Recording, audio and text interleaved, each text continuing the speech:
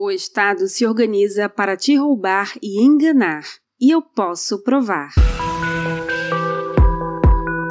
Este é a Visão Libertária, sua fonte de informações descentralizadas e distribuídas. Aqui analisaremos a organização do Estado moderno e a relação com sua liberdade e o acesso à informação. É evidente a perda de liberdade nesses últimos tempos, dado tudo o que vem acontecendo. Decretos estatais fazem troça da ética universal, limitam liberdades individuais, relativizam a propriedade privada, socializam problemas, aumentam a interferência do governo na sua vida e te pilham mais impostos. Talvez uma outra vez que aconteceu coisa semelhante teria sido com um confisco da poupança na era Collor.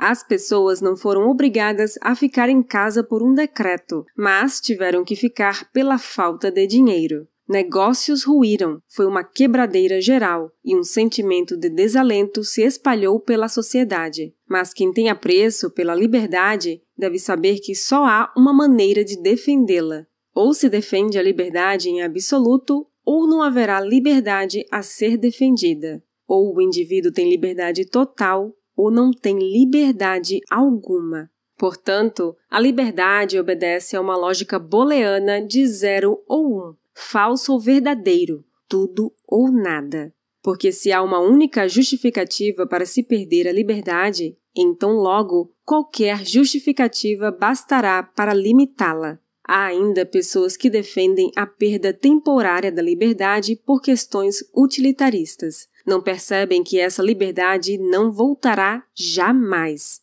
Em um jogo de poder, quem avança no território não deseja recuar. Quando se abre um fator de exclusão para os direitos universais, que são obviamente negativos, por exemplo, ninguém tem o direito de te matar, roubar, enganar ou inocular substâncias. A partir daí, qualquer fator pode valer. A liberdade, então, estaria acima da própria vida, da verdade e de quaisquer outros valores morais da sociedade. A liberdade é como a beleza. Aliás, um ditado grego antigo dizia: 2 pessoas morreram e se encontraram do outro lado da travessia. Se perguntaram: na vida, você lutou pelo quê? Um respondeu: eu lutei pela beleza, enquanto o outro afirmou: e eu pela liberdade. Então, deram-se as mãos e concluíram: lutamos pela mesma coisa. Mas, agora vamos falar do Estado. O crescimento do Estado força uma visão coletivista e leva à socialização das decisões, gerando, por definição, perda da sua liberdade. Thomas Hobbes chamou o Estado de Leviatã. Mas quem é mesmo esse bicho? Leviatã é um monstro da mitologia fenícia associado a um colosso marinho extremamente violento e voraz, que à medida que vai crescendo, sua voracidade e sua violência aumentam em proporções ainda maiores. Na Bíblia, o Leviatã também aparece e é associado ao pecado da inveja. Bem que me disseram que a inveja é o deus dos comunistas. Então, podemos pensar em que arquétipo o Estado está embasado: um monstro voraz, violento e que se move por inveja.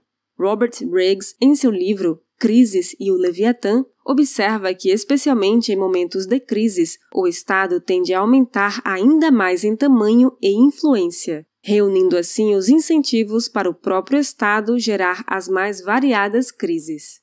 Isso foi bem representado pelas contínuas guerras do clássico 1984, de Orwell, e, na vida real, pelas emergências que a todo momento surgem na sociedade. O medo passa a ser, então, uma ferramenta-chave na atuação do Estado sobre o indivíduo. Com medo, as pessoas procuram segurança e ficam propensas a se agarrar a qualquer suposta proteção que o Estado lhes promete fornecer. Mas, como observou Benjamin Franklin, quem cede sua liberdade por segurança acaba sem liberdade e sem segurança. E é nesse momento de disseminação do medo que entra a mídia. Para Montesquieu, era importante a divisão do poder, como contraponto às monarquias absolutistas. E então ele propôs a divisão em 3 poderes: legislativo, judiciário e executivo. Segundo ele, deveria existir um equilíbrio que viria da disputa entre esses poderes, mas sempre evitando a concentração de poder. Em uma fase mais moderna da democracia, a mídia e os meios de comunicação emergem como um quarto poder. Apesar do ideal de Montesquieu, a ânsia dos políticos sempre foi em concentrar poder, como observou Maquiavel. Então, governantes passaram a cooptar os outros poderes, indicando membros políticos no judiciário, fazendo politicagem com o legislativo e comprando financeiramente a mídia. Apesar de apelar cada vez mais para o sensacionalismo, para o sexualismo, maniqueísmo e para o alarmismo, já há muito tempo a mídia tradicional não consegue fechar suas contas com assinaturas e propaganda. É o Estado que banca a mídia tradicional como principal anunciante e a usa para seus interesses político-partidários. No Brasil, há anúncios de empresas estatais monopolísticas como a Petrobras. Por outro lado, a Lei Rouanet e mesmo o fundo partidário são uma fonte farta de dinheiro para a mídia tradicional e seus asseclas. Além disso, a mídia tradicional também funcionava com esquemas de chantagem. De posse de uma denúncia contra um político, um jornal ou uma emissora de TV poderia esquecer o caso, dependendo da oferta do acusado. Resulta que a mídia tradicional acaba defendendo os interesses do estamento burocrático e dos políticos, dando voz a políticos e seus especialistas. Segundo uma lógica de pós-verdade, a notícia pouco interessa em si para a mídia atual. O que interessa é passar uma narrativa, disseminar uma visão de mundo. Nesse ambiente, a notícia é só um veículo para a doutrinação. E o Estado é a única solução para seus problemas, seja uma doença, seja uma seca, seja o aquecimento global ou uma crise financeira, seja um desentendimento com o vizinho. Como a mídia não se pauta por valores éticos universais, é ela a grande propagadora de notícias falsas. São inúmeros os casos, como mostrado no vídeo Fake News não é novidade. Relembre o caso da escola base, cujo link está na descrição. E também como o caso da revista Time, que em 1977 noticiava o fim do mundo por congelamento global e apenas 10 anos depois, em 1987, anunciava o mesmo fim do mundo, mas agora por aquecimento global. O problema muda diametralmente, mas o que está por trás não muda nada. Na série Como se tornar um tirano da Netflix, vejo o caso de maior sucesso. É a Coreia do Norte, justamente onde se conseguiu o maior controle da informação. Assim, se conclui que a informação centralizada na mídia tradicional sempre trabalhou na erosão da sua liberdade, na sua alienação, na sua doutrinação. Mas nem tudo está perdido. Vem aí, já é muito forte e só cresce, um movimento de descentralização da informação. À medida que há muita gente falando sobre os mais variados assuntos, surgem várias vertentes, interpretações, aparecem informações de diferentes fontes que se complementam, que rivalizam. Enfim, a pessoa passa a ter a liberdade de volta e pode escolher o que ver e como se informar. Cada pessoa hoje está exposta a uma infinidade de narrativas e pode acompanhar aquela que lhe faz mais sentido.